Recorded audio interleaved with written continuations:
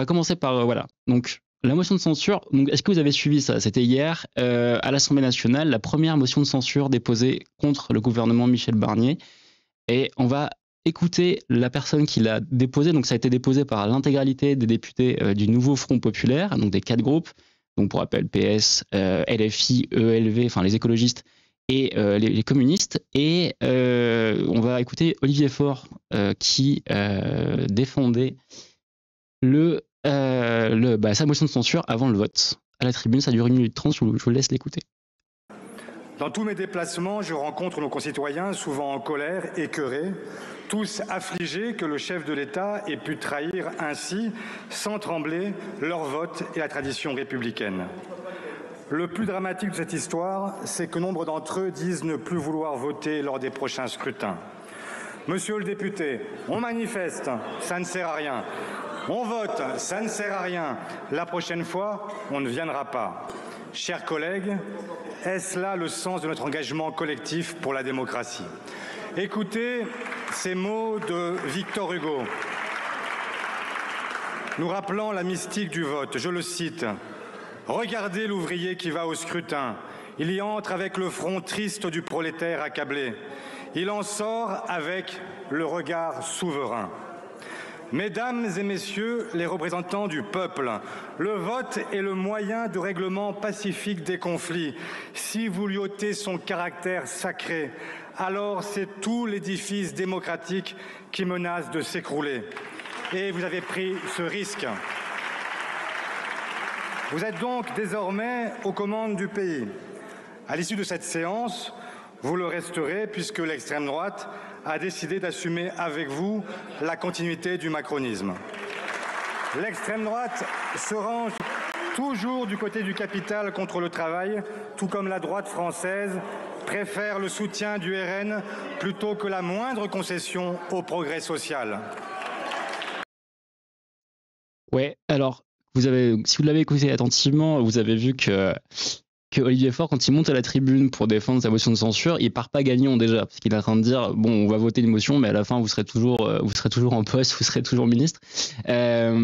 Pourquoi? Parce que donc c'est la première motion de censure de l'ère Barnier. Elle arrive juste après le discours de politique générale qu'on vous avait livé ici sur Twitch. Et en fait. Il savait déjà, et on va écouter après l'extrême droite, il savait déjà que le RN n'allait pas voter la motion de censure, et donc ça ne suffirait pas, puisqu'en gros il y a eu 197 voix pour la motion de censure, donc c'est en gros tous les députés NFP plus 4 députés de gauche du groupe Lyot, donc ça fait pas assez, la majorité est à 289 pour rappel, et évidemment si vous rajoutez les 126 voix du RN, vous atteignez tout de suite une majorité de plus de 289. Donc l'enjeu, c'est évidemment, on sait que de toute façon le RN servira de béquille au gouvernement, on ne sait pas jusqu'à quand.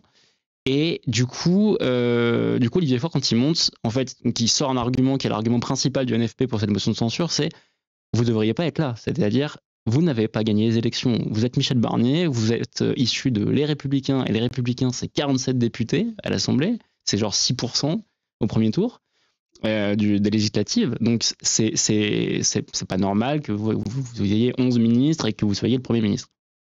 Et donc, il a un argument, il cite Victor Hugo, vous l'avez vu, il a un argument autour du vote. Et donc, après, sa deuxième argument, c'est de dire, de toute façon, vous allez tenir grâce à l'extrême droite. Et je vous propose d'écouter l'extrême droite, parce que c'est assez intéressant ce qu'ils disent, et c'est assez même flippant, faut le dire.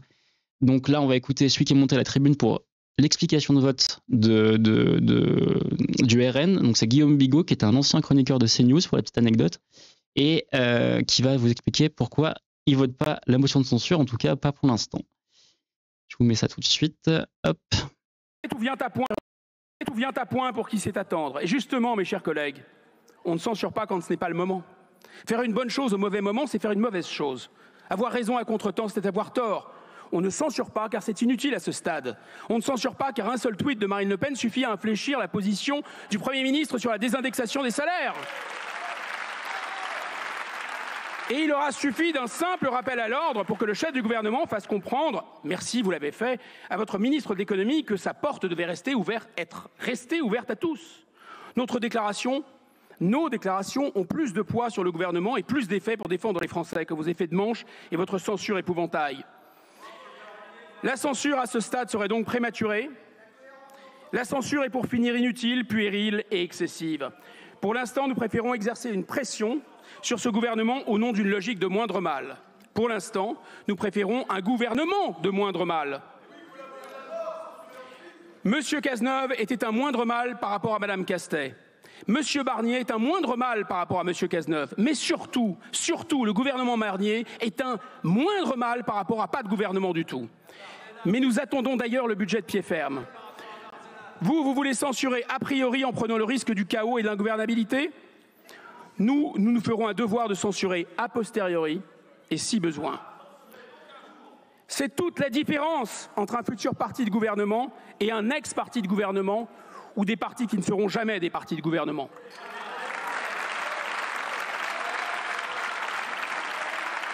Et si le gouvernement arrête des mesures qui aggravent la situation du pays dans le domaine du pouvoir d'achat, de la sécurité ou de l'immigration, nous n'aurons aucun état d'âme à censurer.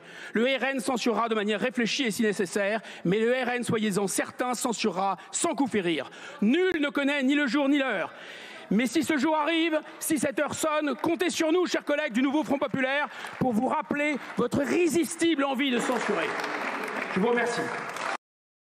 Voilà, donc vous l'avez entendu, on censure pas tout de suite, mais surtout, alors je vais vous mettre le tweet parce qu'il y a un tweet, je sais pas si vous le voyez bien là, mais qui résume sa position. La phrase est quand même folle. On ne censure pas car un seul tweet de Marine Le Pen suffit à infléchir la position du Premier ministre sur la désindexation des salaires en l'occurrence.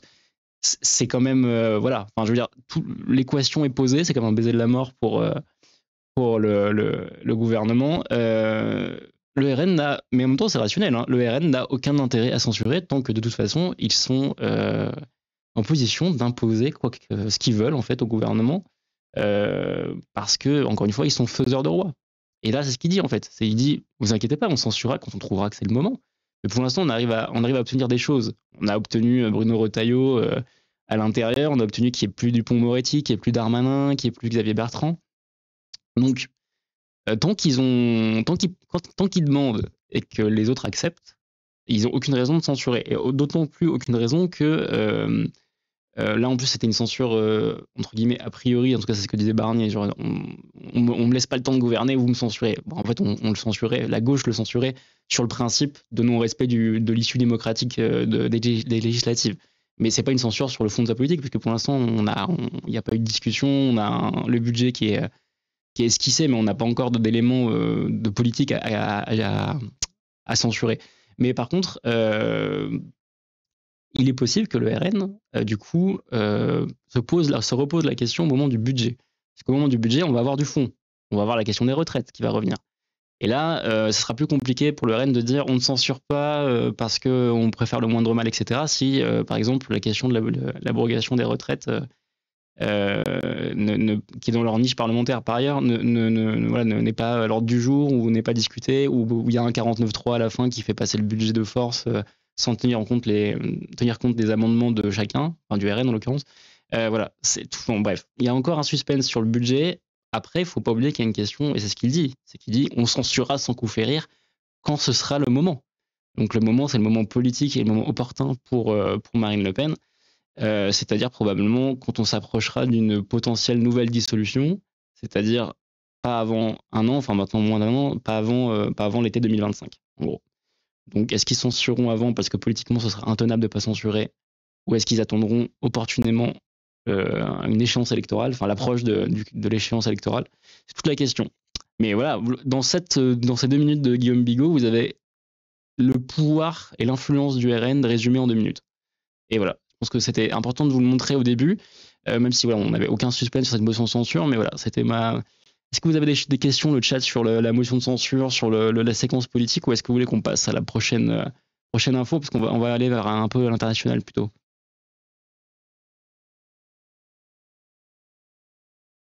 Si vous n'avez pas de questions, on peut passer à l'info suivante. Ok, alors... vous n'aurez pas, ça ne nous a pas échappé, pardon, que le gros événement de la semaine qui est passée, c'était les commémorations autour des attentats du 7 octobre 2023. Et je ne vais pas vous parler des commémorations en soi, parce que je vais vous parler de la séquence un peu interdiplomatique, et notamment d'une sortie de Macron qui a été très discutée et qui est très intéressante à analyser, et notamment des réactions que ça a suscité. On va l'écouter, c'était sur France Inter ce samedi, où il a franchi un cap qu'il n'avait pas encore franchi. Alors ça reste, il faut rester modéré, hein, mais ça reste Macron. Mais voilà, il a franchi un cap sur l'opposition à Israël. Je vous le mets tout de suite. Je pense qu'aujourd'hui, la priorité, c'est qu'on revienne à une solution politique, qu'on cesse de livrer les armes pour mener les combats sur Gaza. La France n'en livre pas. Et maintenant, notre priorité est aussi d'éviter l'escalade. À l'occasion du sommet de la francophonie, Emmanuel Macron a accordé un entretien à France Inter. À 2 jours de l'anniversaire de l'attaque du 7 octobre, le président est revenu sur la situation au Proche-Orient. La France, dès octobre 2023, était l'un des premiers pays européens à demander le cessez-le-feu, à organiser ici même à l'Élysée une conférence humanitaire en novembre 2023, et sans relâche, avec d'ailleurs beaucoup de partenaires de l'Égypte, aux Émirats, l'Algérie, la Jordanie, etc., à porter des résolutions à l'Assemblée générale des Nations unies pour que cesse le conflit à Gaza, parce qu'on ne lutte pas contre le terrorisme et contre les terroristes en sacrifiant une population civile. Et on le voit bien dans nos opinions publiques, mais on le voit de manière encore plus terrible dans les opinions publiques de la région. C'est au fond un ressentiment qui est en train de naître, une haine qui est nourrie par cela. Alors, j'ai une question tout à fait pertinente dans le chat, c'est comment on arrête de livrer un truc qu'on ne livre pas? Eh bien, bonne question. Alors, réponse en 2 temps. Alors, Ivana Laïd, je vais répondre aussi à ta question sur les livraisons. Alors, justement, en 2 temps. Déjà, parce que Macron, donc, dans cet entretien, refait du satisfecit, c'est-à-dire il dit nous, on a tout fait bien, on a demandé le cessez-le-feu, on a apporté des résolutions à l'ONU, la France a joué son rôle. Bon, vous voyez bien que si la France a joué son rôle, il est tout petit parce que ça n'a eu aucun effet. Sur Benyamin Netanyahou qui s'en fiche complètement des appels de la France et des autres pays qui appellent à ça, à faire un cessez-le-feu. Donc, il propose quelque chose qui est de l'action, pour le coup du concret, c'est-à-dire arrêter les livraisons d'armes. Là, en l'occurrence, puisque vous avez bien vu qu'il a dit on n'en livre pas, il ne s'adresse pas à la France. Il ne dit pas nous, la France, nous allons arrêter de livrer des armes, puisqu'il considère qu'on n'en livre pas. Et je vais y venir. Il dit, en gros, il s'adresse aux 2 plus gros pourvoyeurs d'armes d'Israël, c'est-à-dire de loin les États-Unis, où c'est 70% des exportations, enfin des importations d'armes, d'Israël, ce sont des armes américaines. Ensuite, il y avait l'Allemagne qui était à 30% quasiment. Enfin, c'est vraiment les 2 pays qui sont les plus gros pourvoyeurs. L'Allemagne a diminué maintenant sa livraison d'armes. Donc voilà, ça reste d'abord à Joe Biden, en gros, si vous voulez résumer. Et aussi aux partenaires européens, l'Italie aussi livre un peu, mais voilà. C'est intéressant parce que c'est une nouveauté dans le discours de Macron de dire, de vouloir une action qui n'est pas juste un appel diplomatique à un cessez-le-feu, qui, on l'a bien vu, n'a pas d'effet, mais un truc concret. C'est-à-dire que si Israël si les États-Unis par exemple cessent leur livraison d'armes à Israël, Israël n'aura plus les moyens de mener la guerre meurtrière qu'elle mène à Gaza, et qu'elle mène maintenant dans le sud du Liban. Donc ça, c'est un enjeu. En gros, c'est embargo sur les armes, quoi, en gros. Puisqu'on considère qu'on ne livre pas d'armes à un régime qui commet des crimes de guerre, des crimes potentiellement génocidaires, etc. Donc c'est ça la question. Ce qui est intéressant, je vais arriver juste après sur la question des livraisons d'armes, hein, et de pourquoi la phrase « la France n'envoie pas d'armes » est un peu rapide de la part du président de la République. Ce qui est intéressant d'abord, c'est que la réaction que ça a suscité. C'est-à-dire qu'on est d'accord que Macron n'a pas non plus dit il dit il faut plus parler à Israël, il n'a pas dit, c'est pas non plus un embargo diplomatique total, il propose pas d'isoler le pays, il propose pas on est sur arrêtons de leur livrer des armes qui tuent des Gazaouis. C'est juste ça qu'il dit. Et donc, qu'est-ce que ça a suscité? Ça a suscité que lors de la cérémonie d'hommage du 7 octobre, je vais vous le mettre tout de suite, du 7 octobre au CRIF, donc c'était Michel Barnier qui était invité par le CRIF pour un discours, et regardez ce qui s'est passé quand il parle de Macron. Vous pouvez compter sur le président de la République, sur le Premier ministre, sur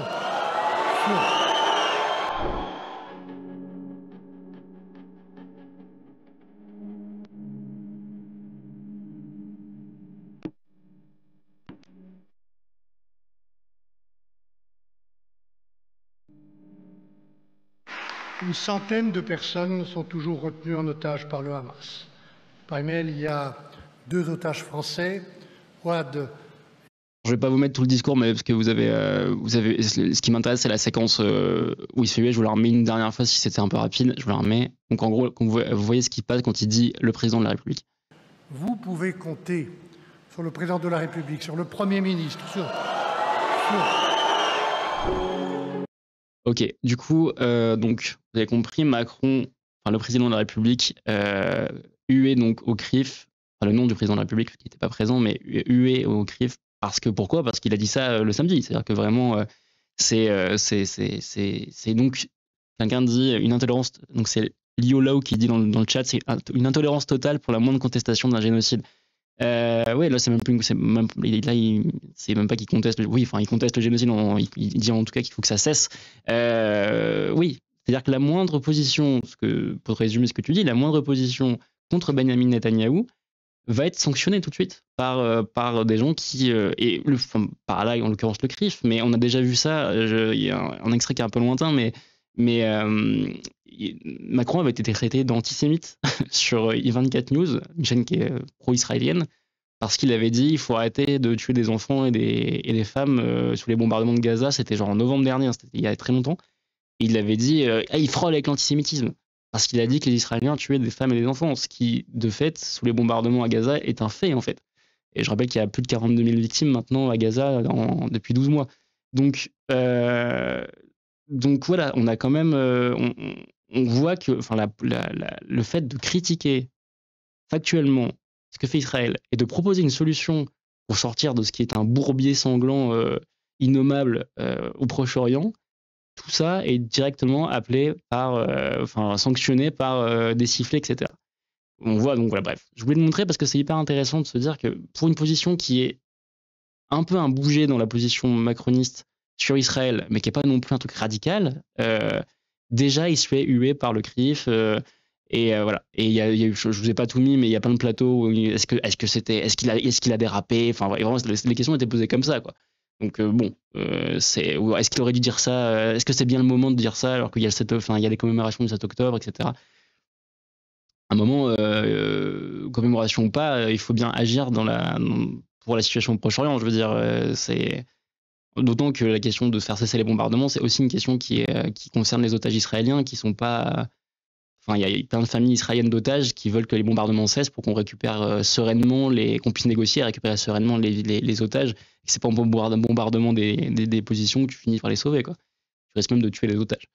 Donc voilà, je voulais vous montrer ça. Et alors, du coup, pour revenir à une phrase donc, de ce qu'il dit, c'est, vous avez noté, il dit nous c'est bon. Donc, c'est là où la position de Macron n'est pas hyper courageuse, parce que c'est oui, Washington et un peu Berlin, arrêtez de vendre des armes, nous on ne fait pas, donc de toute façon, il n'y a pas de problème. Alors, pour être très exact, oui, il y a eu plusieurs enquêtes, dont une enquête de Disclose qui a montré que, en fait, c'était pas aussi simple, que la France, en fait, avait notamment envoyé des composants de mitraillettes. Parce qu'en gros, la position de la France, c'est de dire on n'envoie pas d'armes létales, on envoie des armes défensives.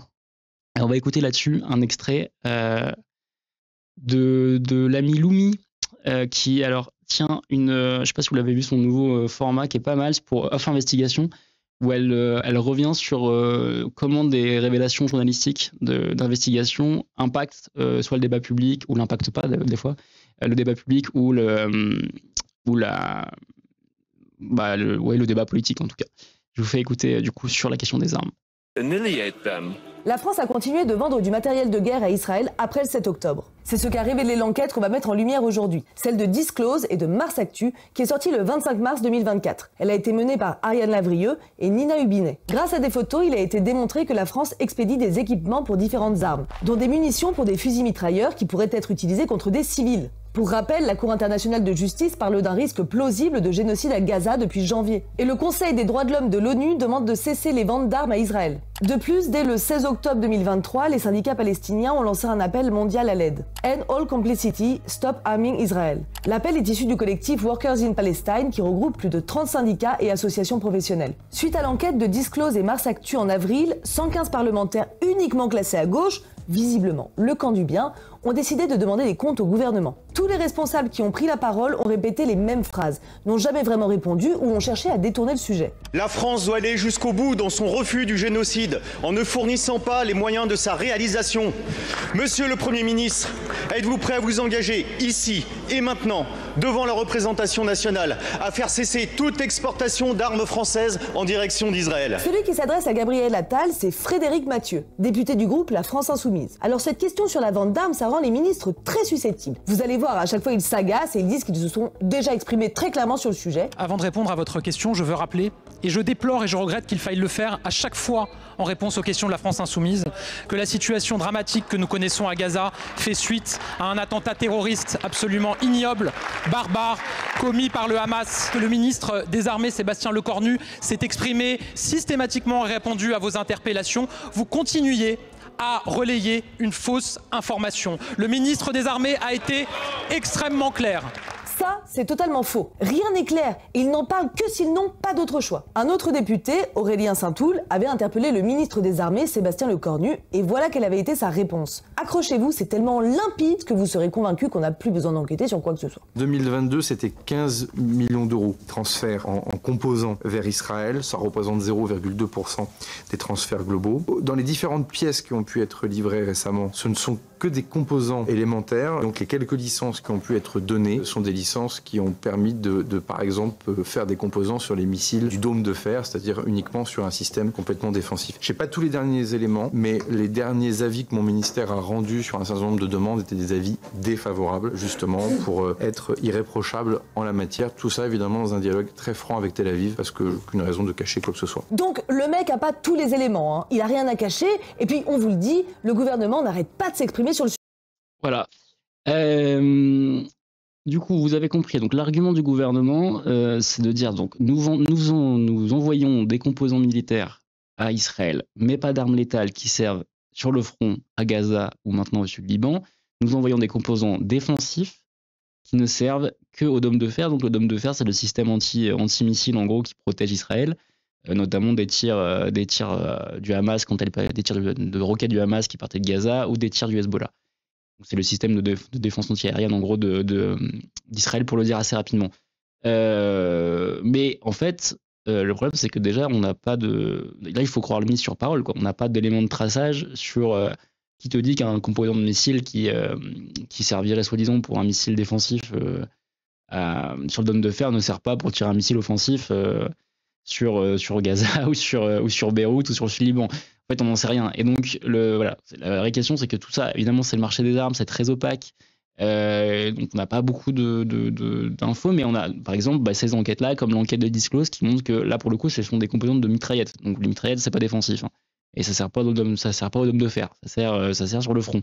Donc, alors, Israël avait dit que ces composantes de mitraillettes, pour finir sur cette séquence-là, avait dit que c'était des composantes qui partaient, qui servaient au réexport. En gros, on vous envoie des composants de mitraillettes, on construit des mitraillettes sur le sol israélien, puis après on les revend. Donc c'est destiné à la revente, c'est pas destiné à être utilisé sur le front. Mais pareil, pour avoir des éléments pour étayer ça, c'est compliqué. Donc voilà. Pourquoi je vous dis ça, c'est qu'en gros, la France, ce qui est clair, c'est que là où le ministre a raison, c'est que si la France cesse de livrer des armes, ça suffira pas. On y parle de 0,2%, c'est à peu près ça. On n'est vraiment pas du tout le premier marchand d'armes. On est un pays qui exporte beaucoup d'armes, mais Israël n'est pas un client principal pour la France. Et si seule la France arrête de livrer des armes, ce qu'elle doit faire d'un point de vue politique et moral, hein, par ailleurs, je ne suis pas en train de dire qu'il ne faut pas le faire, mais ça ne suffira pas à faire cesser les activités militaires d'Israël à Gaza ou au sud-Liban. Clairement, l'enjeu, et le pays qui a vraiment les clés dans les mains, c'est les États-Unis et dans une moindre mesure l'Allemagne, mais l'Allemagne est déjà en train de bouger sur sa position, puisqu'ils ont diminué drastiquement leur vente à Israël. Donc, il y a un moratoire en cours. Donc voilà, alors quelqu'un dans le chat qui dit ils prennent des gens pour des idiots, s'il manque une pièce sur toutes les armes, elles peuvent devenir inopérantes. Oui, tout à fait, bien sûr. Non, mais c'est ça. Si c'est des pièces pour construire des armes, de toute façon, rien ne dit qu'à la fin du processus, il n'y a pas une arme qui est utilisée sur le front. C'est toute la question. Voilà. Et donc, c'était une séquence intéressante parce que c'est vraiment, ça montrait un peu de tout, quoi. Ça montre à la fois un des nœuds vraiment du conflit et de comment un pays, les pays occidentaux peuvent peser sur Israël et le sanctionner le pays pour sanctionner ses crimes de guerre et les massacres que le pays commet à Gaza. Et en même temps, vous voyez que ce petit pas en avant de Macron est directement sanctionné dans le débat public en France, notamment par le CRIF, par les pro-israéliens en général, pro-Netanyahou, et par une partie de la classe politique. Voilà. Et je voulais vous montrer une deuxième séquence qui est périphérique, j'ai envie de dire, mais qui est aussi intéressante sur comment le débat public sur la question d'Israël et de la Palestine se mène depuis un an, et ça n'a pas bougé, comment il est pollué et sanctionné en permanence. Je ne sais pas si vous avez suivi ce moment, c'est une polémique qui est née sur BFM. Alors, qu'est-ce qui s'est passé ? Je vous mets donc là, on va partir d'un tweet de Mathilde Panot. Donc, c'est Mathilde Panot qui en fait l'écho. Donc, en gros, qu'est-ce qui se passe ? Il se passe que, après l'histoire de Macron sifflé au CRIF, BFM décide de faire un duplex avec l'eurodéputée France Insoumise Rima Hassan, et pour qu'elle réagisse à ça et pour qu'elle parle aussi de la question des livraisons d'armes, donc la position de Macron sur les livraisons d'armes. Et donc, je vais vous mettre l'extrait en entier, vous allez voir ce qui se passe. Député. C'est parti. Bonsoir. Bonsoir, vous comprenez les sifflets contre le président de la République ou vous les condamnez ? Oui, alors je vous remercie d'abord de votre invitation. Je me permets juste une toute petite parenthèse et puis je vais répondre à votre question. Je veux simplement dénoncer le fait que vous avez été félicité par Olivier Rafovix, qui est un porte-parole de l'armée israélienne, une armée génocidaire, de votre ligne éditoriale. Et c'est très très important pour moi de dénoncer ça à l'occasion de cette interview, parce que ça dit beaucoup de la ligne éditoriale qu'est la vôtre sur le sujet. Et j'espère que vous vous rendez compte quand même que vous aurez tôt ou tard des comptes à rendre en tant que média. Je réponds maintenant à votre question. Attendez, Rima Hassan. Non, attendez, vous pouvez pas. Attendez, Rima Hassan. Vous pouvez pas. Non, Rima Hassan, pardon. Vous pouvez pas commencer par nous attaquer. On vous invite poliment à répondre à des questions. Sur votre chaîne. Et vous mettez en doute la ligne éditoriale de BFM TV. Je suis libre de mes propos. Je suis libre aussi de dire que vous venez de dire est inacceptable. Par un porte-parole de l'armée, d'une armée, c'est inédit. Il n'y a pas de médias qui sont félicités par un porte-parole d'une armée qui par ailleurs est pointé du doigt par toute la communauté internationale. Admettez que c'est inédit. Vous mettez en cause le travail d'une rédaction, c'est inacceptable. Parenthèse fermée, moi je fais que relater des faits qui sont reliés sur votre chaîne. Qui sont reliés sur votre chaîne. Vous avez un porte-parole d'une armée génocidaire qui vous félicite du traitement du sujet. Non, une seconde, parce que vous dites vous aurez... J'ai pas beaucoup de temps, je vais répondre à votre question. Non, sinon on arrête l'interview. Vous aurez des comptes à rendre, tous les médias, ça veut dire quoi des comptes à rendre ? Des comptes à rendre devant qui ? Devant qui ? Devant quoi ? C'est-à-dire que les médias sont censés informer de façon neutre. Quand vous avez une partie au conflit qui vous félicite, c'est comme si vous aviez le Hamas demain qui vous félicitait. C'est très problématique, admettez-le. Donc là, vous avez une armée qui viole le droit international sur beaucoup de choses. C'est la communauté internationale, c'est les juridictions internationales qui le pointent. C'est très problématique que votre chaîne soit félicitée. Écoutez, stop, on va arrêter l'interview, désolé. On va vous féliciter pour ça, on vous remercie. On va vous féliciter pour vos prises de position et des attaques contre BFM TV, désolé. L'interview s'arrête. C'était très intéressant. Voilà, c'est dommage. Voilà, alors il y a des gens qui arrivent en plein milieu du truc.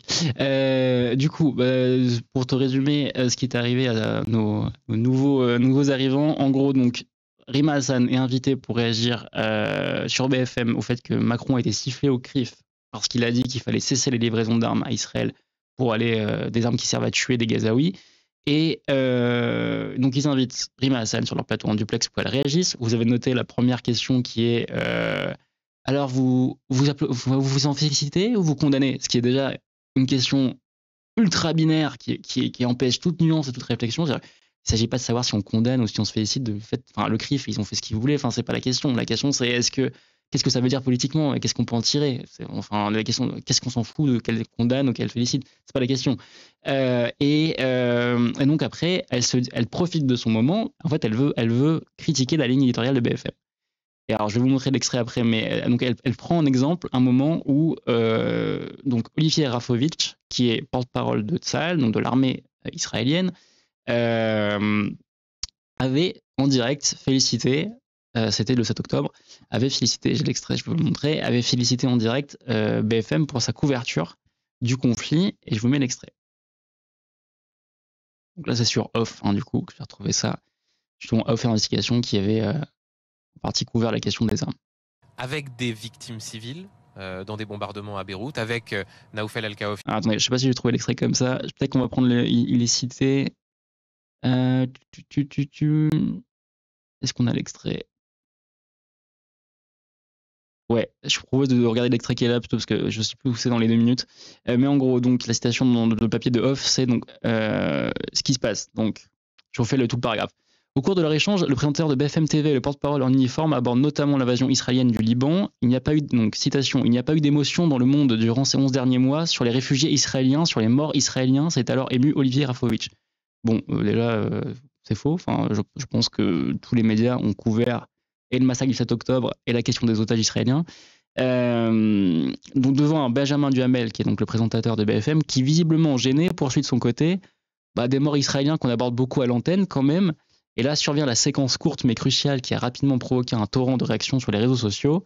Citation, je ne parle pas de ce que vous rapportez, vous en tant que chaîne, et je dis que votre chaîne fait du travail excellent par rapport à la présentation du conflit des 2 côtés, mais je parle de l'émotion générale, des Nations Unies, etc. Du coup, on a le discours classique discours classique en gros de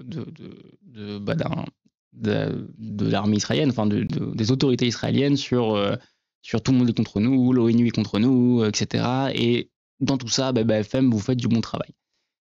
Faut savoir déjà que c'est quand même particulier d'avoir pour le 7 octobre d'avoir un porte-parole de l'armée israélienne qui est invité pour commenter. Enfin déjà, c'est effectivement, journalistiquement, je dis pas qu'il faut, c'est forcément un truc interdit, mais ça se pose, déontologiquement, il faut qu'on se pose la question de à qui on donne la parole quand on invite le porte-parole d'une armée, c'est-à-dire pas d'un gouvernement, d'une armée, sur les plateaux. Et pour le coup, Olivier Rafovitch, il a été invité plein de fois sur BFM. C'est devenu ce qu'on appelle c'est un peu horrible comme expression, mais qu'on appelle un bon client en médias. C'est-à-dire un type, tu sais que tu l'appelles, il est là, quoi. Et tu sais qu'il tiendra des minutes d'antenne tranquillement, et tu pourras meubler ta séquence, quoi.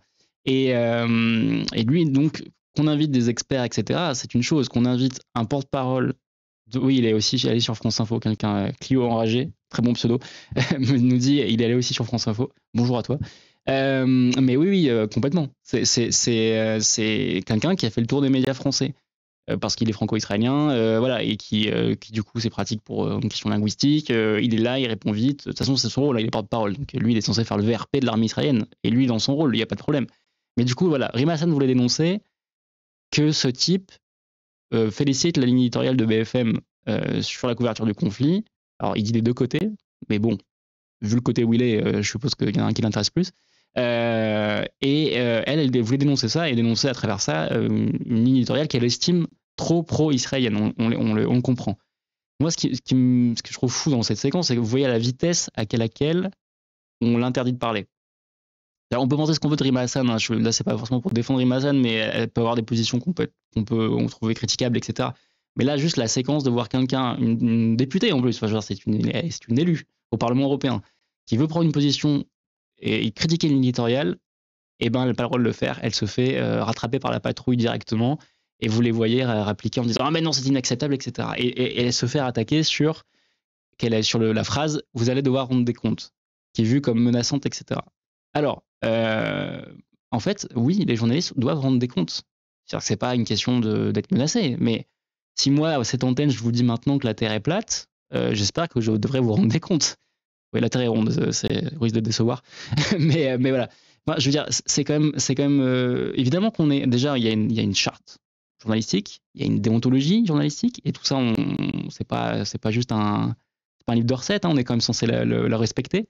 on est tenu, et puis surtout on est responsable devant le public, c'est-à-dire qu'on est censé. Pourquoi l'Humanité ne titre pas l'une de ses unes BFM censure une députée de l'opposition? On va probablement couvrir le truc, mais effectivement on n'a pas fait de une là-dessus. Après il y a des on a fait beaucoup de une sur le traitement. Je pense qu'on va t'envoyer peut-être des liens dans le chat, mais sur notre couverture de précisément comment le débat public est interdit et la solidarité pour la Palestine est empêchée dans ce pays. Ça, on a beaucoup couvert avec l'UMA, et je pense qu'on peut te renvoyer vers des liens. Là, je fais bosser la régie. Je sais pas s'ils sont là-dessus, mais voilà. Du coup, je sais plus ce que je disais. Oui, évidemment qu'on doit rendre des comptes, et évidemment que la couverture médiatique et le cadrage qu'on choisit pour couvrir un conflit, avec tout ce que avec toute la complexité que suppose la couverture d'un conflit, parce que c'est extrêmement. Enfin, il y a les brouillards de guerre, etc. On navigue entre les propagandes des uns et des autres. C'est très compliqué, mais c'est normal qu'on ait à rendre des comptes. Je veux dire, si on balance des fake news, ou si on donne la parole à un camp et pas à l'autre, on choisit en gros qui c'est les gentils, qui c'est les méchants, et que du coup, évidemment qu'on rend des comptes en fait. Il ne s'agit pas de rendre des comptes. Enfin, il n'y a pas de menace. J'ai l'impression qu'ils y ont vu une menace physique ou quelque chose comme ça, mais pas du tout. Enfin, c'est juste une question de responsabilité de la presse devant l'opinion. On fait l'opinion entre guillemets, je n'ai pas du tout cette expression-là parce que c'est pas tout à fait vrai, mais on a un rôle à jouer. Donc en fait, dans une démocratie, c'est normal, comme les politiques doivent rendre des comptes, c'est normal que les médias, qui sont des acteurs politiques en démocratie, doivent rendre des comptes. Et par ailleurs, pour vous montrer à quel point c'est pas uniquement un sujet de morale, etc., et d'éthique, je vous remets un sujet qui était un peu plus ancien, mais qui date de novembre dernier. De mémoire, attendez, je reprends si c'est bien ça. Ouais, 1er novembre 2023. C'est à l'époque, c'est Mathilde Panot de la France Insoumise qui décide de saisir l'Arcom suite à des propos tenus sur BFM, là encore, où l'essayiste Caroline Fourest dit, vous l'avez là, on ne peut pas, selon elle, comparer le fait d'avoir tué des enfants délibérément en attaquant comme l'a fait le Hamas et le fait de tuer des enfants involontairement comme le fait Israël. Et donc, dans sa saisine à l'Arcom, Panot disait ces propos hiérarchisant les morts civils palestiniens et israéliens sont choquants, dangereux et racistes. Donc, vous voyez, exemple typique, propos tenus à l'antenne de BFM par une invitée de BFM. On peut saisir l'Arcom en considérant que BFM est responsable de ce qui se passe à son antenne et que c'est pas normal que des propos pareils aient été tenus sur cette antenne-là. Donc voilà un moment où BFM va devoir rendre des comptes devant l'Arcom. Voilà. C'est pas scandaleux, c'est normal qu'il y ait un gendarme de l'audiovisuel qui d'ailleurs n'est pas extrêmement efficace, mais ça c'est un autre sujet. Attendez, je regarde le chat en même temps. Responsable devant la loi aussi, et bien sûr, évidemment, Cyberoctopie a raison de le rappeler, s'il y a diffamation, s'il y a fake news, etc., on peut aller au tribunal, et c'est tout à fait normal. Tac. Tout éditeur est responsable de ce qu'il dit sur son média, tout à fait. Après, Goligoth qui dit après ces jeux de BFM, de s'imaginer que LFI va venir les chercher, leur couper la tête, c'est leur chansonnette depuis toujours. Oui, alors évidemment que là-dedans, il y a une diabolisation de la gauche, c'est-à-dire que on voit très bien la manœuvre qui consiste à dire regardez, ce sont des violents, regardez, ils nous ont menacés en direct, alors que non, ils ont juste rappelé qu'on avait une position éditoriale et qu'elle était critiquable. Encore une fois, une ligne éditoriale, tout le monde en a, l'UMA en a, ça vous a pas échappé, je pense, Le Monde en a, 20 minutes en a, enfin tout le monde a une ligne éditoriale, et la ligne éditoriale n'est pas sacrée. Je veux dire, on peut critiquer tout à fait une position éditoriale d'un journal, puisque c'est une position politique aussi. Donc c'est tout à fait sujet à discussion et ouvert en fait. Enfin, cette idée-là qu'on peut pas critiquer, que ça revient à critiquer le travail de toute une rédaction et toutes ces petites mains sur lesquelles elle crache, enfin, il y a cette idée-là, enfin, c'est pas du tout ça. C'est la ligne de la direction de BFM qui est en discussion. Et c'est tout à fait sain de pouvoir en parler. Et je pense qu'une chaîne s'honorerait aussi à pouvoir accueillir cette contradiction sur son propre contenu. D'ailleurs, les mêmes se privent pas de critiquer la ligne de l'UMA. Ouais, c'est vraiment des méchants. Non, mais t'as raison de le rappeler. Et donc voilà, bref. Du coup, je voulais vous montrer cette séquence dans ma petite revue de presse parce que je trouve que c'est assez intéressant. Ça dit tellement de choses sur l'état du débat du débat public sur la question d'Israël et de la Palestine, c'est assez affligeant. Mais la séquence est vraiment riche en enseignements. Avant de terminer avec alors, est-ce que vous avez des questions où il y a une profession de foi pour l'éditorial dans le journal, où ça transparaît par la façon de traiter l'info générale? Alors, il n'y a pas de règle.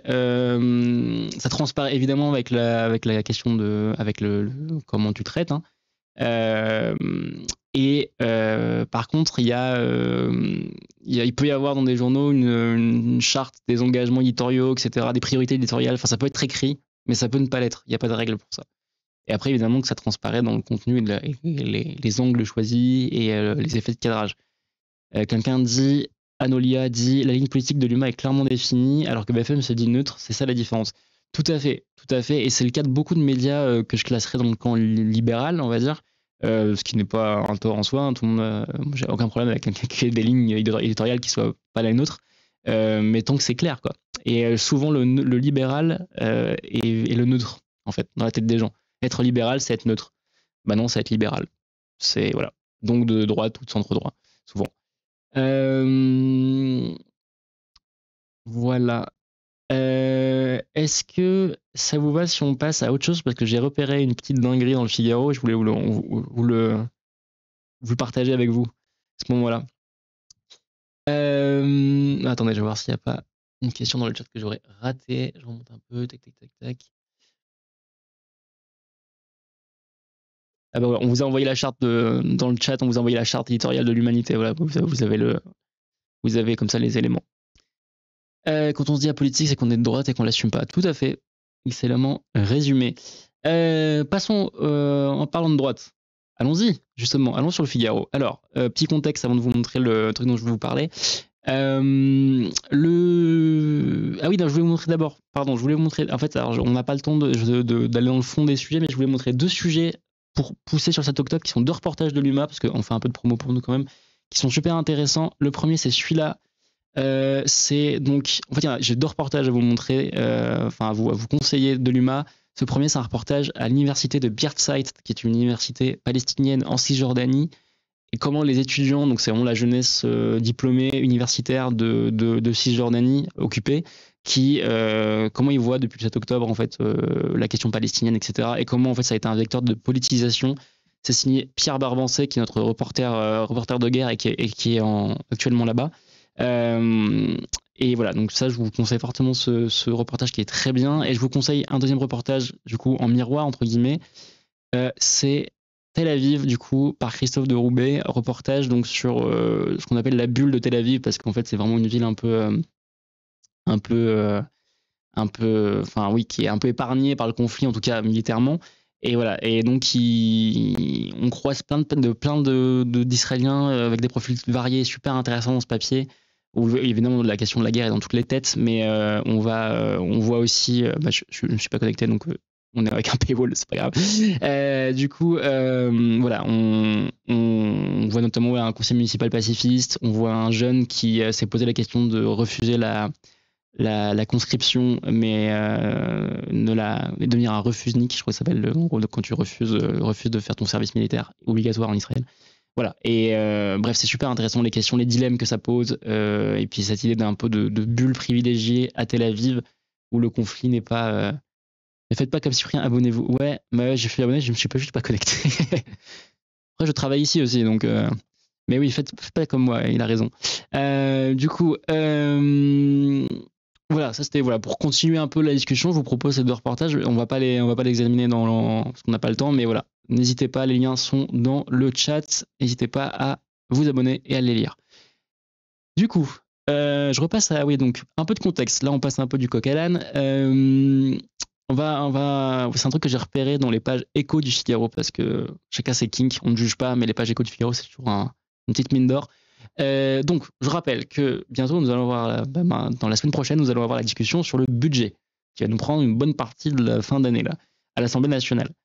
Et dans ce cadre-là, le Figaro c'était mardi, publié un sujet sur les propositions de l'Institut Montaigne, qui est un think tank libéral extrêmement proche, notamment des macronistes et de la droite. Donc, les gens de l'Institut Montaigne sont écoutés, à minima, par les gens du gouvernement actuel. qui proposait une piste pour 150 milliards. Attends, est-ce que c'est bien 150? Parce que j'ai pas le mauvais chiffre. Je vous le mets en même temps. Ouais, c'est ça, 150 milliards. Et je vous mets, hop, le papier. Je vais vous zoomer dessus. Parce que ce qui est intéressant, c'est le schéma. J'espère que vous le voyez bien. Hop, on va vous mettre comme ça. Donc en gros, c'est Montaigne qui propose, sachant que il y a déjà un projet austéritaire au gouvernement, mais il n'est pas aussi fort que ça. C'est genre 40 milliards. Là, on propose 150 milliards. Quelqu'un fait quoi, 66 ans? Ouais, vous spoilez. Effectivement, donc les pistes de l'Institut Montaigne pour réduire drastiquement la dépense publique. Alors, avant d'aller dans le détail, ça part du principe que du coup, on est toujours à recette constante. Donc, le dogme de Montaigne, c'est de dire on a une dette, mais il est hors de question d'augmenter les impôts, ce qui est le tabou macroniste. Donc, ça veut dire qu'en gros, là, les pistes, c'est de la réduction des dépenses publiques. C'est jamais se dire bon, on va restaurer, vous en doutez, mais je le dis quand même, c'est pas restaurer l'ISF, c'est pas augmenter l'impôt sur le revenu pour les tranches les plus hautes, c'est pas taxe 150 milliards, tout à fait. C'est pas taxer les multinationales et les super profits. Non, c'est pas leur sujet, évidemment. Donc, c'est pas non plus celui des macronistes, vous l'avez noté. Donc, les pistes de l'Institut Montaigne, donc vous les avez vues, je ne vais pas toutes les faire, mais il y en a quand même des sacrément gratinées. Donc la première, c'est reculer l'âge minimal de départ à 66 ans, parce que vous avez aimé la retraite à 64 ans, et ben vous allez adorer la retraite à 66 ans, qui, selon vous, économiserait 30 milliards. Il y a désindexer toutes les pensions de retraite, donc la question de désindexer sur l'inflation, donc ça veut dire précariser aussi les pensions de retraite. Je passe un peu dans le domaine de la santé, parce qu'il y a quand même des dingueries, notamment... là, vous l'avez, le numéro 5, en gros, réduire la durée des séjours en maternité après un accouchement. Voilà. En gros, c'est tu ponds et tu dégages, hein, c'est à peu près l'idée. Il y a Max Bex qui, effectivement, a identifié ne remplacer qu'un départ à la retraite sur 2 dans les effectifs de la fonction publique sur 4 ans, c'est-à-dire... Alors, c'est pas divisé par 2 le nombre de fonctionnaires, parce qu'en 4 ans, tous les fonctionnaires partent pas à la retraite, tu l'auras noté, donc c'est pas divisé par 2. Ça veut dire par contre que, en gros, s'il y a, je sais pas, les 50 000 départs à la retraite sur 4 ans, il n'y en a plus, hein, mais je prends un chiffre au hasard, ça veut dire qu'il y en a 25 000 qui sont supprimés. Voilà. S'il y a 200 000 postes de fonctionnaires qui partent à la retraite, il n'y en a que 100 000 qui sont reconduits. C'est l'idée. Donc c'est pas divisé par 2 le nombre de fonctionnaires, mais divisé par... réduire de fait le nombre de fonctionnaires en ne remplaçant pas. En plus, de manière complètement, là, c'est de manière complètement, on ne sait pas quelle, c'est toute fonction publique confondue, on ne sait pas s'ils priorisent des secteurs, etc. Voilà. C'était surtout ça que je voulais vous montrer, parce que ce qui est intéressant dans ce truc-là, donc encore une fois, ce ne sont que des c'est pas le projet de budget du gouvernement, on est bien d'accord. C'est les propositions du think tank Institut Montaigne sur la réduction, sur des pistes d'économie qu'ils ont identifiées pour 150 milliards d'économies. Encore une fois, en ne prenant pas en compte le fait qu'une piste pour résorber la dette, c'est aussi de réformer la fiscalité. Ça, c'est hors de question. En tout cas, de la réformer pour d'augmenter en tout cas, donc ça, c'est hors de question. Et il y a et donc c'est vraiment en gros, si on résume, c'est donc on part plus tard à la retraite, on rogne sur les services publics, notamment de la santé, et puis ah oui, il y a celui-là que je vous ai pas montré, mais qui est en plus c'est 25 milliards, donc c'est super intéressant. Juste après santé, là vous l'avez, baisse des dotations aux collectivités territoriales. Ça, c'est un truc énorme aussi. Ça veut dire que c'est assécher complètement le budget des communes et des départements et de la région, mais en l'occurrence des communes surtout. Or, justement, il y a déjà eu un plan d'économie proposé, pas à 25 milliards, mais à 5 milliards que Barnier propose pour les collectivités, et déjà, l'Association des maires de France est complètement ultra vénère de dire mais c'est encore nous qui devons économiser, alors que les communes sont déjà un maillon territorial hyper important pour les services publics de proximité, et ils sont déjà complètement pris à la gorge. Enfin, ils ont déjà subi l'augmentation des factures d'énergie au moment de l'inflation énergétique avec la guerre en Ukraine. Ce sont déjà des collectivités qui sont prises à la gorge. Donc, voilà. Alors, attendez, je reprends le chat en même temps. Hop. Ils vont tellement nous plumer. En tout cas, on voit où sont cherchées les économies. Ça, c'est certain. Donc supprimer toutes les compensations qui avaient été faites lors des réductions de revenus des communes. Bah ça c'est une vraie question. Ça a été c'est pas clarifié en tout cas dans la proposition de Montaigne, mais effectivement c'est une vraie question. C'est toujours Linard le président des maires de France parce qu'il est LR lui. Oui c'est toujours lui. Mais alors, il est maire LR, mais par contre c'est le maire de Cannes, hein. Donc c'est le président de l'AMF, mais c'est aussi le maire de Cannes. Et David Linard pour le coup sur la défense des maires, il est élu pour ça. Donc en fait défendre les maires c'est son boulot. Donc là-dessus il est carré. Il est le premier à avoir dit, avoir aussi dit que c'était un problème. Généralement, dès qu'il y a des réductions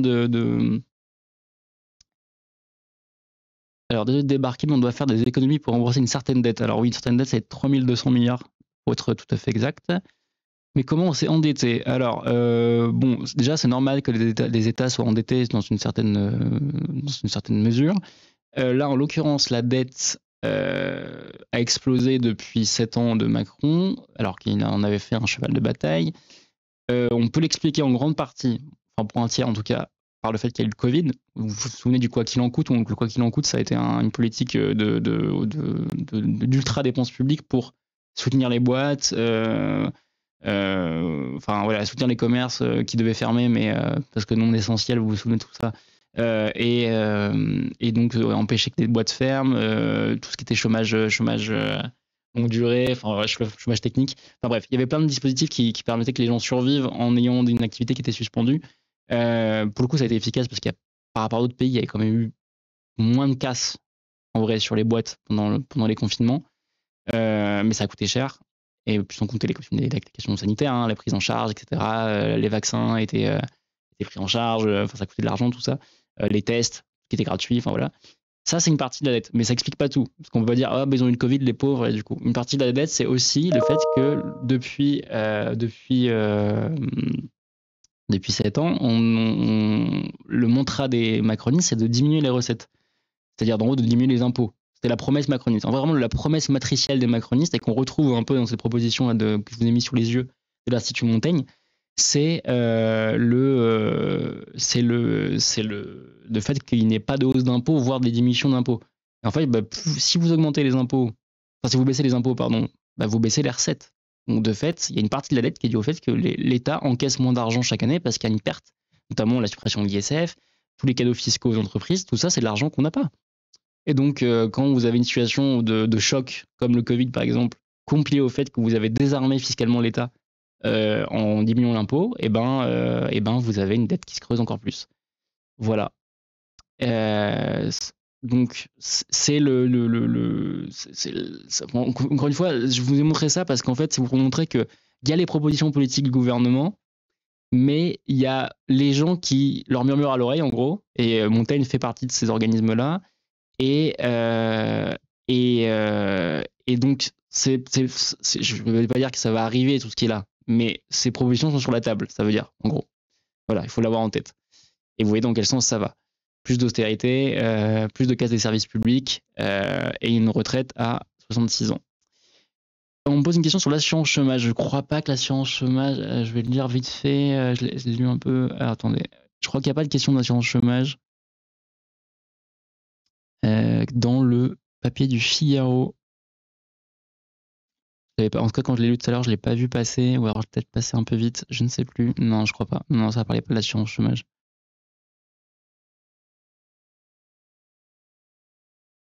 Après, l'assurance chômage, c'était un double truc. C'était à la fois la question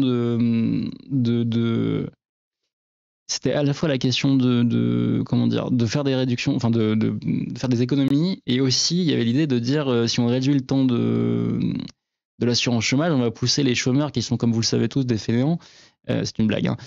On va les pousser plus le temps d'assurance chômage sera court, plus on va les remettre au boulot rapidement parce qu'ils n'auront pas le temps de niaiser, quoi.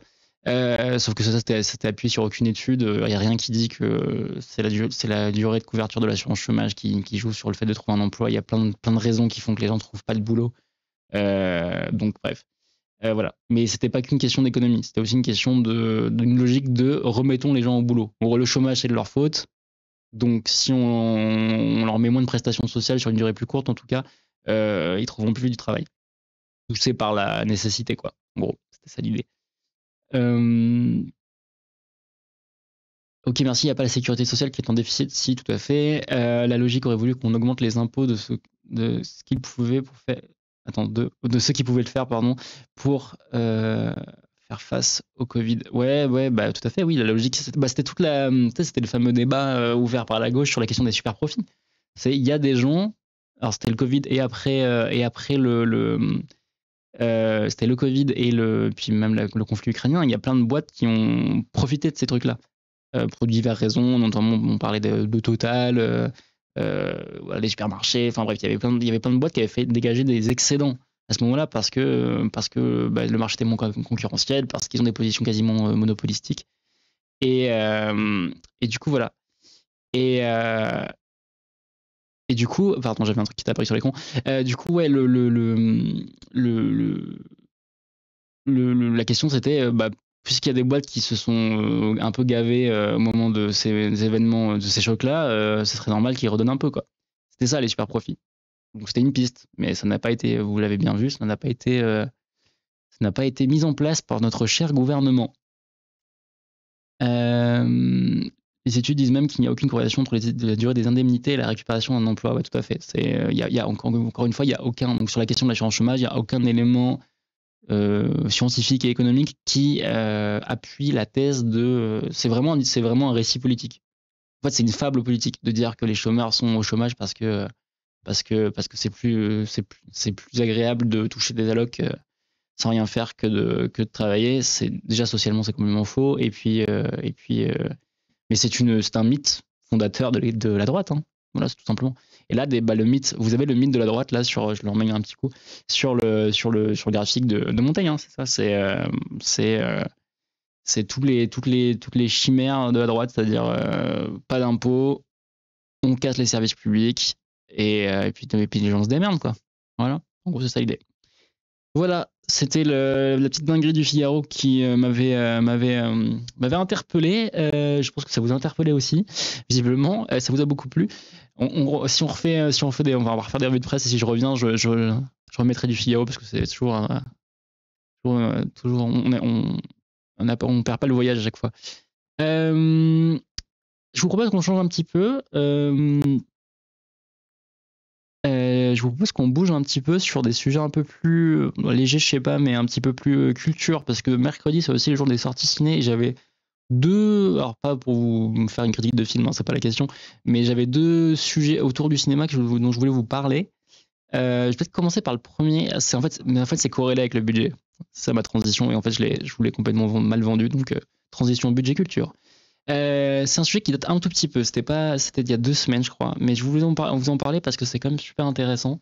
Et on va aller faire un tour du côté de la presse régionale, parce que c'est La Voix du Nord qui nous fait ce papier. En gros, donc on est dans le département du Nord. Qu'est-ce qui se passe ? Il se passe que le département a, pour des raisons budgétaires, donc là vous avez la corrélation avec la question de la suppression des dotations pour les collectivités territoriales. Le département du Nord et tous les départements font partie de ces collectivités. Donc le département du Nord est pressurisé budgétairement comme toutes les collectivités locales. Et donc ils ont mis fin à un dispositif qui existait depuis 30 ans et qui permettait à des enseignants d'emmener leurs élèves 3 fois par an au cinéma et travailler autour des films. C'est le dispositif collège au cinéma. Pourquoi je vous parle de ça ? Vous me dites pourquoi on parle du département du Nord ? C'est un truc qui existe un peu dans tous les départements et aussi au niveau des régions, parce qu'il y a l'équivalent lycéen au cinéma. Peut-être que certains dans le chat, vous avez participé à un dispositif lycéen au cinéma ou collège au cinéma. Je ne sais pas d'où vous venez, mais voilà. C'est donc... Et donc, pourquoi je vous parle de ça ? Parce que déjà, je voulais vous parler de la réaction, enfin de l'argument du président du département du Nord, quand on lui a dit mais vous avez supprimé un dispositif qui est quand même super important, et je vais vous expliquer pourquoi il est intéressant ce dispositif. Et voilà ce que répond donc le président du département du Nord, Christian Poiret. Donc il rappelle que c'est pas une grande part du budget, vous l'avez là, c'est que 230 000 € sur les plus de 4 milliards de budget du département.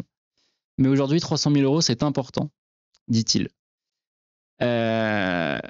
Et donc il dit par exemple 500 000 €, c'est ce que coûte en fonctionnement par an un logement pour 6 enfants placés. Et aujourd'hui, donc il parlait du dispositif de logement d'urgence en gros. Et ça, c'est ma priorité, soit. Et juste après, il dit, et là c'est le cinéma, vous ne pensez pas qu'ils peuvent y aller avec leurs parents? S'ils vont une fois par an, c'est une affaire d'État, c'est la chose qu'il ne faut absolument pas bouger. Attendez, je l'ai mal souligné. Attendez, je rêve, les parents les emmènent dans les parcs d'attractions et compagnie, ils peuvent bien les emmener au cinéma. Alors, tant de choses à dire sur cette phrase. Attendez, je regarde là. Alors, il dit, ce que dit pas l'article, c'est qu'il y a une raison, c'est qu'ils ont pu supprimer, c'est aussi parce que les enseignants venaient moins en formation. Alors ça, j'en sais rien, mais si c'est le cas, c'est aussi une question peut-être que le dispositif ne soit pas parfait, ça c'est une autre question. Mais en l'occurrence, moi je trouve que la phrase de Christian Poiret, elle est un peu dingue, dans le sens où déjà, ils peuvent pas y aller avec leurs parents. Bah déjà non, certains peuvent pas y aller. Parce qu'en fait, je rappelle que aller au cinéma, notamment si tu vas en famille, si t'es pas à côté d'un cinéma, ce qui est le cas de beaucoup de territoires hors région parisienne ou hors grande métropole, ça veut dire que tu prends ta bagnole. Mettons que t'es t'es les deux parents et deux gosses. Donc c'est 4 places. T'as l'aller-retour en voiture. Si c'est un multiplex et que t'as pas le choix, t'as qu'un multiplex près de chez toi, à 15 km de chez toi. Si t'en as un 15 km de chez toi, ce qui est déjà une chose, ça te coûte, faut compter 4 fois, maintenant c'est 15 € quasiment dans les multiplex, les places, 4 fois 15, voire plus. Ça dépend des territoires, mais mettons 15. Il y a quelqu'un qui dit je dois faire 25 bandes pour aller au ciné. Bah voilà, je sais pas d'où t'habites, Géréon, mais oui, typiquement, exemple. Genre, nous on est à Paris, on est hyper privilégiés, on a un cinéma à chaque coin de rue, mais c'est pas du tout le cas de la plupart des territoires. Donc une sortie cinéma, tout ça pour vous dire qu'une sortie cinéma, avec 2 parents, 2 enfants, c'est 80 balles quoi. Et je compte pas le popcorn et potentiellement et peut-être le resto à la fin du cinéma parce qu'on est loin de la maison. Enfin, c'est un coût de 100 balles. Et 100 balles, il y a plein de familles qui peuvent pas se le permettre. Et même une fois par an, c'est compliqué. Donc s'ils vont une fois par an, c'est une affaire d'État. Ça dépend de ce qu'on priorise pour la culture. Et après l'idée, ils emmènent déjà dans les parcs d'attractions, on va pas en plus les emmener au cinéma. Et d'ailleurs, parce que je l'ai pas dans ce papier-là, mais je crois qu'à un moment, je crois que c'est pas dans ce papier-là, mais à un moment il disait aussi, mais je vous laisserai pas dire que je me fiche de la culture parce que je finance le musée Matisse. Voilà, mais le musée Matisse c'est pas tout à fait le même public en fait. Donc du coup, je suis en pleine cambrousse. Eh bien, ça ne m'avance pas, mais du coup, oui, très bien. Bah oui, non, mais voilà, typiquement dans les milieux ruraux, t'as raison de le dire. Il n'y a pas de cinéma de quartier, il n'y a pas de cinéma de village, ça n'existe plus.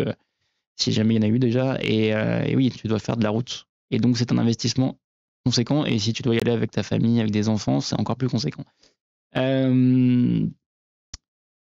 donc, ce dispositif, il est super intéressant parce que c'est pas juste emmener les enfants voir Avengers, en fait. D'ailleurs, c'est pas ça. C'est faire des sorties scolaires avec un but pédagogique.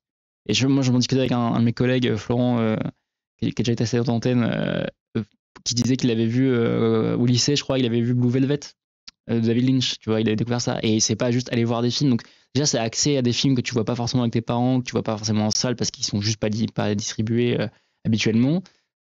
Tu as accès à ces grands films-là en salle. Là, il y a quelqu'un qui cite... tu vois, il y a une prof qui cite l'an dernier, on a vu Premier Contact de Denis Villeneuve, entre parenthèses, chef-d'œuvre, si vous l'avez pas vu.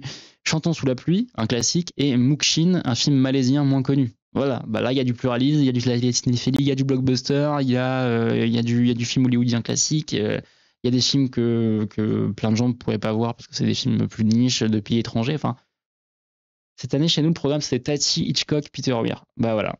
Ou ailleurs, je sais jamais comment ça se prononce. Non mais voilà, en fait, c'est juste une question de est-ce que on considère que le collège et le lycée doivent être des vecteurs de découverte culturelle, là en l'occurrence de la cinéphilie, et qu'on doit soutenir ça en fait. Et que si on ne le fait pas, encore une fois, on n'est pas tous égaux devant le cinéma, ça coûte cher, on n'est pas tous aussi accessibles. Donc en gros, ce qu'il dit, c'est il renvoie tout le monde à démerdez-vous et que le cinéma, c'est pas essentiel. Après, on comprend qu'il y a des contraintes de budget, mais enfin, c'est un choix politique. En gros, le cinéma, c'est pas important. Voilà. Moi, personnellement, je voulais vous en parler parce que une revue presse, c'est toujours un peu un peu perso aussi. Et moi, j'ai pas fait ce dispositif-là, mais par contre, c'est la question du cinéma et de l'accès au cinéma et du prix du cinéma, c'est un sujet qui me touche beaucoup, parce que je suis très cinéphile et ça m'attriste d'autant plus de voir que plein de gens n'y ont pas accès, qu'il y a des gens qui voudraient y aller n'y ont pas accès. Donc, alors il y a pas mal de témoignages dans le chat. Il y a quelqu'un qui dit, donc Golgoth dit, moi je suis en Ile-de-France près de Rétigny pour aller au cinéma. Le cinéma de la ville a fermé, je dois aller dans un grand cinéma à Juvisy ou Paris, donc c'est transport à 5-10 balles par personne aller-retour, plus le prix du ciné, plus genre un coca, ça fait pas de la petite soirée gratos. Complètement. Quelqu'un d'autre, donc ce Bredlev dit, j'ai la chance d'avoir dans ma ville à côté de Lyon un cinéma municipal avec des places à 6 €, voire 4,30 €. La sélection de films est réduite, mais bien, c'est bien quand même. Ouais, mais en fait, c'est complètement la loterie. Enfin, si t'as une offre de ciné pas chère, un peu d'RDC ou au cinéma indé, c'est cool, mais plein de gens n'ont pas. Et je rappelle, parce que là, il dit une fois par an, est-ce que c'est grave? En fait, la moyenne de séances par Français, et les Français vont beaucoup au cinéma par rapport à d'autres pays. Je crois que c'est 1,5. Je crois que c'est un film et demi par an. Ou 2, je sais plus. Enfin, j'ai plus le chiffre en tête, mais en gros, c'est pas plus que ça. Et il y a une minorité de Français qui va très souvent au cinéma et qui a des cartes d'abonnement souvent et qui va plusieurs fois par semaine ou plusieurs fois par mois. Et la plupart des gens, en fait, ils vont entre une et 2 fois. Parce qu'encore une fois, c'est un investissement. Voilà, je voulais vous parler de ça. Donc là, c'est que dans le Nord, mais c'est un exemple quand même de ce que l'austérité dont on a parlé juste avant, les cures d'austérité infligées notamment aux collectivités locales, ont comme conséquence pour l'accès à la culture des gamins, en l'occurrence. Parce que le budget, c'est pas juste des chiffres. Je pense que vous le savez, mais c'est bien de le rappeler. Et peut-être pour terminer, je voulais vous parler de... du coup, c'est une sortie de ciné, mais c'est pas tant pour vous parler du film, un petit peu, mais pas pour parler du film, que de l'histoire qu'il y a derrière. Et c'était la une de Libé hier. Hop, je vous la mets. Alors, j'ai pas la une, mais j'ai le sujet qui faisait la une. Donc, aujourd'hui sort, on est 9 octobre. Donc, aujourd'hui sort en salle l'histoire de Souleymane, un film donc qui a été primé à Cannes dans la section Un certain regard, pour être tout à fait précis. Pourquoi je vous parle de ce film? Parce que je pense que c'est un film qu'il faut vous voyez si vous avez l'occasion de le faire. Et encore une fois, si vous avez un cinéma qui le diffuse à côté, ce qui n'est pas une évidence non plus. C'est un film qui raconte le quotidien d'un livreur VTC à Paris, donc Deliveroo, sans papier. Et en fait, c'est un film qui est assez vertigineux, je trouve, qui est vraiment passionnant, où en gros, donc il est guinéen, il a son rendez-vous... Alors quelqu'un dit, je sais pas si vous avez vu la réaction de Fogel, je l'avais pas vu, donc tu vois, il a été outré qu'on invite un OQTF à la télé. Et B. Oui, donc parce que, donc, en gros, Abou Sangaré, l'acteur... Alors d'abord, je vais vous parler du film d'abord. Donc le film raconte l'histoire de ce livreur à vélo guinéen sans papier, qui a bientôt son rendez-vous à l'OFPRA pour avoir potentiellement ses papiers. Et en attendant, il travaille, mais quand on n'a pas de papier, on ne peut pas travailler normalement. Donc il a un compte Deliveroo qui a été filé par un autre Guinéen qui lui a réussi à avoir ses papiers, donc il le loue. Donc il loue son compte Deliveroo, et c'est le cas de beaucoup de livreurs à vélo à Paris. Et pas que à Paris d'ailleurs, mais en l'occurrence c'est à Paris. Et on le suit dans son quotidien où en fait il est tout le temps dans le montage et dans la façon dont c'est filmé, et c'est l'enfer urbain parisien à l'heure de pointe. C'est en fait, t'as peur pour lui parce que tu sais, s'il pète son vélo, et ben il pourra plus travailler. S'il pète son téléphone, c'est mort. Si l'application marche plus, ou si quelqu'un le chope avec un compte sous-loué, du coup, enfin loué, et on voit que c'est pas lui et que du coup il a pas le droit de travailler, et ben il va finir en garde à vue. Tu le suis parce qu'il doit trouver des hébergements d'urgence tous les soirs et appeler tous les jours pour récupérer une chambre le soir pour être sûr de pouvoir dormir pas sous les ponts. Enfin voilà, c'est un film absolument bouleversant, vertigineux sur la question, un thriller social vraiment terrible sur la question de cette, je vais pas dire esclavage moderne, mais de cette ultra précaria qui est la ubérisée, qui est la livraison à vélo à Paris. Et du coup, ce qui est hyper intéressant, c'est ça que je veux vous montrer avec le papier de Libé, c'est que l'acteur qui joue le personnage principal, donc Souleymane, elle s'appelle en vrai Abou Sangaré, et Abou Sangaré est un acteur sans papier, menacé d'expulsion. Et donc, en fait, donc il est pas livreur à vélo à Paris, mais il bosse à Amiens dans une entreprise locale. Il a un bac pro mécanique poids lourd, voilà, on l'a pas ici. Et vous voyez dans le paragraphe là, je vous lis, plébiscité, félicité, le jeune homme d'origine guinéenne est ensuite retourné à Amiens, donc après Cannes, est ensuite retourné à Amiens, où il vit depuis 7 ans, bac pro mécanique poids lourd en poche, une promesse de CDI dans une entreprise locale en suspens, faute de l'obtention de papiers en bonne et due forme, 3 demandes de régularisation et 3 refus, 2019, 2021, 2023, parce qu'il n'a pas de visa étudiant pour pouvoir entrer en apprentissage ou en alternance, ou pour la dernière en date, parce qu'il ne peut prouver d'expérience dans sa branche. Comme le dit Sybille Lupers du réseau Éducation sans frontières, qui le connaît depuis son arrivée en Picardie, en dépit du souhait de l'entreprise de continuer à le former dans le cadre d'un vrai CDI, dans un secteur où ils ont du mal à embaucher en plus, qu'il faille en dépit du diplôme avancer une ancienneté peut surprendre, ces jeunes perdent beaucoup de temps et les chefs d'entreprise ne comprennent pas. Donc ça qui est hyper intéressant, c'est que le gars nourrit complètement son rôle de son expérience personnelle, puisque notamment le background du personnage est complètement basé sur ce qu'il a vraiment vécu, sur ses conditions de départ, et non une promesse d'embauche ne suffit pas. Ouais, c'est tout le problème. Et là, comme dit Sybille Lupers, c'est autant problématique pour l'employé que l'employeur. L'employeur aussi préférait pouvoir faire un CDI. Quelqu'un me demande si, bonjour, est-ce que Ruffin a dit un truc là-dessus, vu que c'est sa chère Picardie? Bon, on peut regarder. Je vais faire la recherche devant vous parce que je n'en ai aucune idée. J'ai pas vu, mais on va regarder.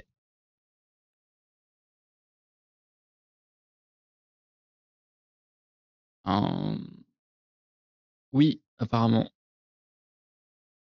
En plus, c'est dans le papier de l'UMA. Et je vais mettre en abo, c'est super. C'est là où vous voyez que j'ai oublié un paramètre hyper important avant de lancer cette revue de presse, c'est de me connecter à mon compte Humanité, c'est terrible. Mais en gros, de ce que je vois, oui, Ruffin a été contacté. Et ben c'est aussi abo sur le Nouvel Obs, on est bien.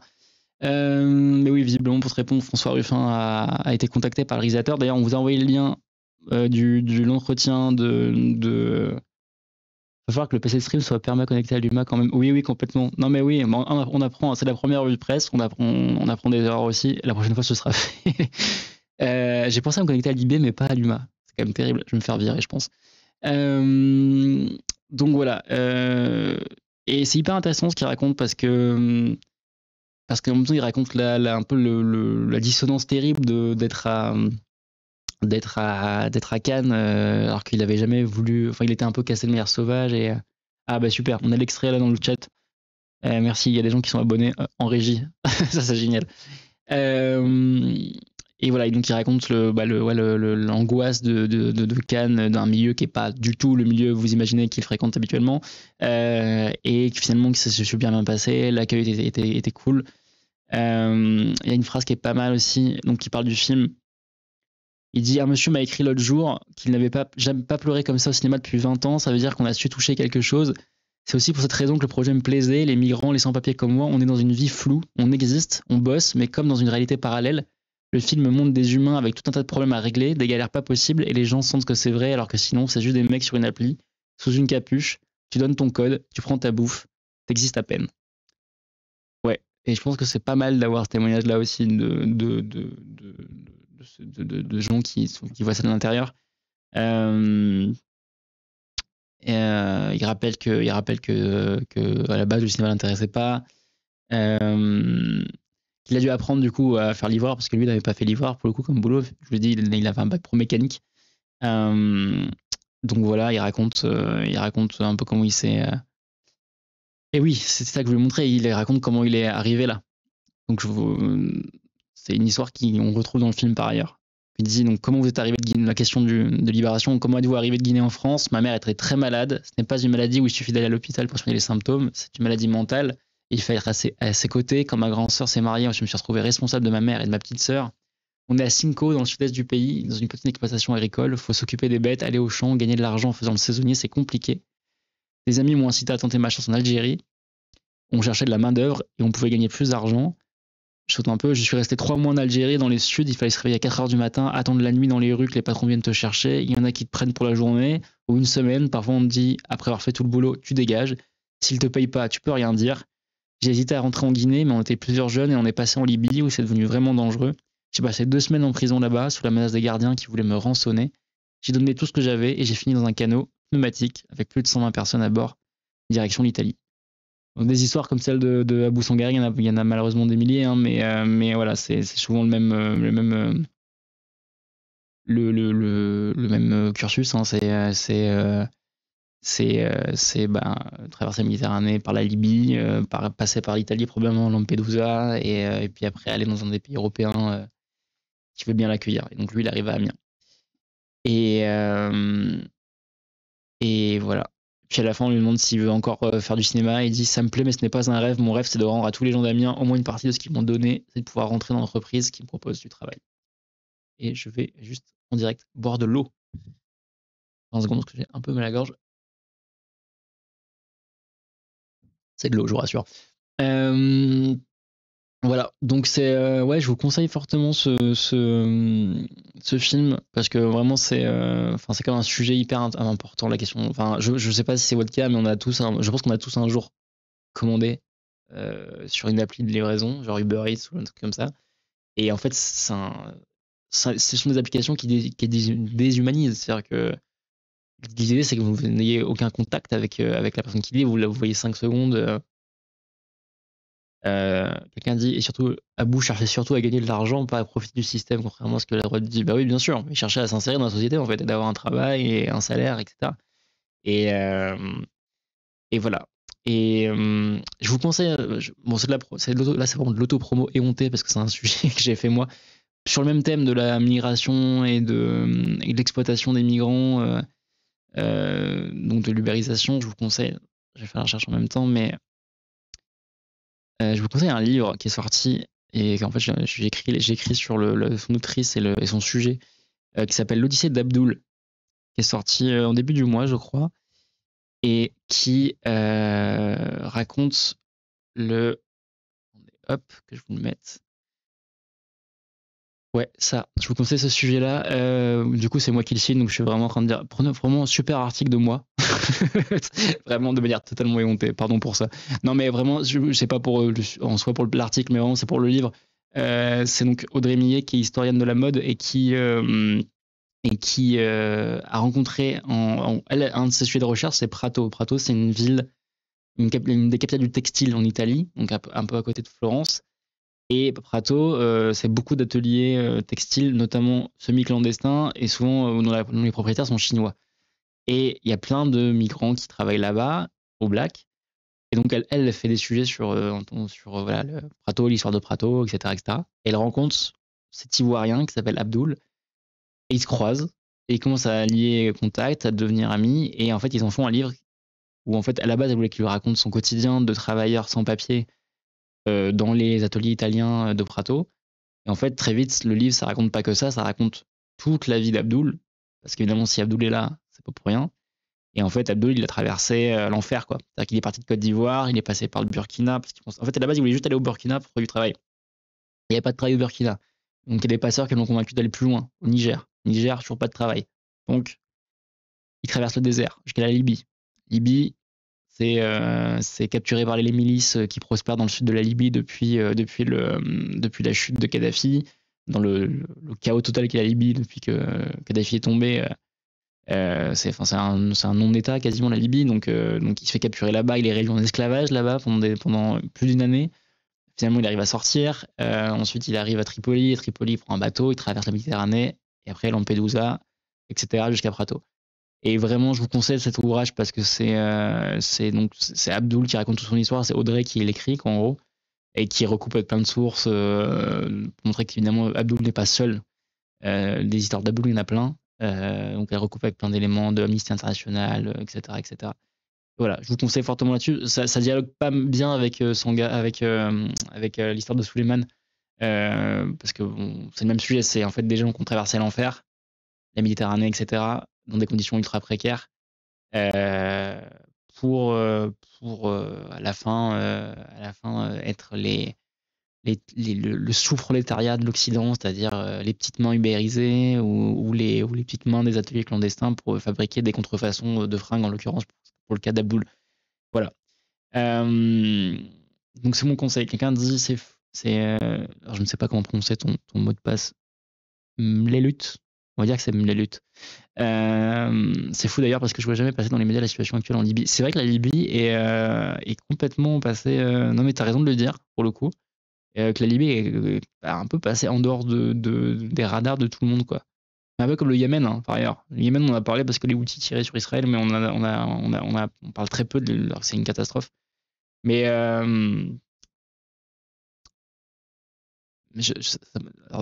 tu me dis comment on prononce, mais je ne sais pas. Mademoiselle Elut, du coup, je ne sais pas. Du coup, ouais, enfin, c'est pas faux ce que tu dis. Non, mais t'as raison de le dire. Mais souvent, il y a plein de pays qui passent hors radar comme ça parce qu'on passe d'une actualité à l'autre. Par exemple, quand tu as le conflit ukrainien, le conflit à Gaza qui prend énormément d'énergie dans les rédactions, tu as des pays qui sont du coup qui deviennent secondaires. C'est terrible de dire comme ça, mais dans le traitement, dans les hiérarchies de l'information. Et la Libye, c'est vrai que c'est complètement désinvesti, quoi. Alors que c'est toujours la merde, que le sud du pays, c'est un... Oui, il y a des camps d'esclaves en Libye, en fait. Et bref, c'est un sujet qu'il faut qu'on réinvestisse tous. T'as bien raison de le dire. Voilà. Moi, j'ai fait le tour d'un peu de tout ce que je voulais vous raconter aujourd'hui. Ça fait 1h20 qu'on est ensemble à peu près. Est-ce que vous avez des questions? Est-ce que ça vous paraît... est-ce que vous avez apprécié déjà ce moment? Est-ce que ça vous a paru utile, cette petite revue de presse qu'on s'est fait ensemble là? Évidemment, il y a peut-être des sujets que vous auriez aimé qu'on aborde et on les a pas abordés, mais c'est un peu le jeu, hein. De toute façon, on n'est pas exhaustif. On peut pas l'être, sinon il faudrait être en live. Il faut être en live en permanence. Mais voilà, j'espère que ça vous a plu. J'ai essayé d'avoir des sujets un peu variés, d'avoir les sujets un peu chauds, la censure, Israël. Enfin la question de la livraison d'armes à Israël, pardon, d'avoir des sujets un peu plus ciné, un peu plus culture, mais en même temps rattachés à la question sociale. Et puis n'oubliez pas de repérer de regarder l'Institut Montaigne et les pages éco du Figaro, parce que les dingueries à venir sont déjà dans leur page. Et écoutez, si c'est bon pour vous et qu'on est tous heureux, on va se quitter, bons amis. Est-ce que ça vous va? Merci, c'est cool, un format rapide. Écoute, si ça vous a plu, j'en suis super heureux. J'ai un message à envoyer à propos de la mort de Michel Blanc. Je fais un truc à creuser sur l'hôpital, j'envoie à quelle adresse? Bonne question. Je pense qu'on va t'envoyer une adresse dans le chat peut-être. Une adresse Huma du coup, tu veux? C'est un mail Huma que tu veux? Bref, on va t'envoyer un truc dans le chat, je pense. Sinon, il y a des adresses Huma où tu peux me contacter de toute façon. Voilà, ça tu viens de le recevoir. Eh ben super, écoutez, merci à tous de nous avoir suivis ce matin. À plus tard pour un prochain Twitch. Je peux annoncer, on me dit d'annoncer quelque chose. On va raid Clément Viktorovitch, donc bougez pas, on va le raid tout de suite dès que je quitte. Du coup, le prochain rendez-vous, normalement on essaie de le faire demain 15h. Le chat est plus rapide que moi. Et puis le prochain rendez-vous revue de presse, ce sera dans une semaine normalement. Allez, je vous laisse avec Clément Viktorovitch. Salut à tous.